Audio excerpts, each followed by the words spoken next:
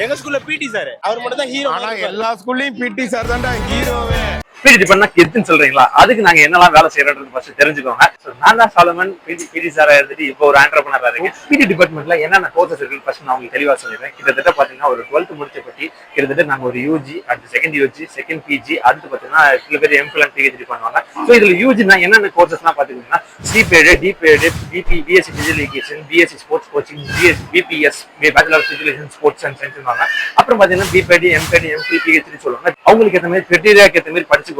சிம்பிளா சொல்லணும்னா ஒரு பிடி டிபார்ட்மெண்ட்ல படிக்கிறவங்க பாத்தீங்கன்னா ஒரு 12th முடிச்சுட்டு வந்து டைரக்டா அவங்க பிடி டிபார்ட்மெண்ட் படிக்கலாம். அப்படி இல்ல நான் வந்து வேற ஏதாவது டிகிரி முடிச்சுட்டுமே வந்து நான் பிடி டிபார்ட்மெண்ட் படிக்கிறதுக்கு அதுதான் இதெல்லாம் பாத்தீங்கன்னா ஒரு பேசிக் டிகிரி ஆஃப் பிடி வச்சிருக்கிற டிகிரி.